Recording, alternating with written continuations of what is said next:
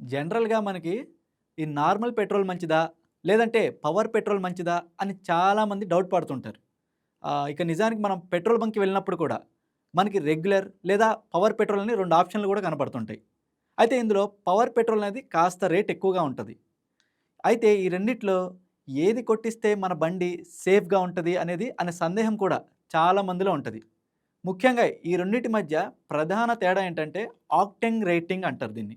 Octane రేటింగ్‌లో తేడా ఉంటది. ఇక రెగ్యులర్ పెట్రోల్‌కైతే తక్కువ ఆక్టేన్ ఉంటది. ఇదైతే సాధారణ వాహనాలకు సరిపోతుంది. ముఖ్యంగా రోజువారీ ఉపయోగం కోసం ఎంతో అనుకూలంగా ఉంటుంది. అలాగే ఇంజిన్‌కు తగినంత శక్తినిస్తుంది. ఇక మోటార్ సైకిళ్ళు, కార్లకు కూడా ఎంతో మంచిది. అంటే దీన్ని బట్టి మనమేంటంటే రోజు ఆఫీస్ లేదా ఇతర పనులకు వెళ్ళే వాళ్ళుంటారు కదా! వాళ్ళకి బైక్ డ్రైవ్ చేసే వాళ్ళందరికీ ఇది ఎంతో ఉపయోగకరంగా ఉంటది. ఇక మనం పవర్ పెట్రోల్ విషయానికొస్తే, దాని యొక్క ఆక్టేన్ రేటింగ్ అనేది చాలా ఎక్కువుంటది. దీనివల్ల ఏమవుతుందంటే, ఇక ఇంజిన్ నాకింగ్ అవ్వడం తగ్గడం, అలాగే స్మూత్ రైడ్‌ని ఇస్తా ఉంటదనమాట. దీన్నెక్కువగా ఈ స్పోర్ట్స్ బైకులు, టర్బో కార్లు, అలాగే లగ్జరీ వాహనాల కోసం డిజైన్ చేశారు దీన్ని స్పెషల్‌గా.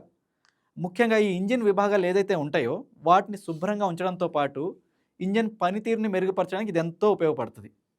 ఇక ఫైనల్‌గా ఏంటంటే, సింపుల్‌గా చెప్పాలంటే, మీరు ఒకవేళ సాధారణమైన వాహనాన్ని వాడితే, మీకు రెగ్యులర్ పెట్రోల్ చాలు. అదే మీరు హై పెర్ఫార్మన్స్ ఇంజిన్ అనేది ఉంటది కదా మీ బండికి, అది గనక వాడితే దానికి పవర్ పెట్రోల్ అనేది బెస్ట్. ఇప్పుడు మీకు అర్థమైంది కదా! పవర్ పెట్రోల్‌కి ఇటు నార్మల్ పెట్రోల్‌కి ఉన్న తేడా.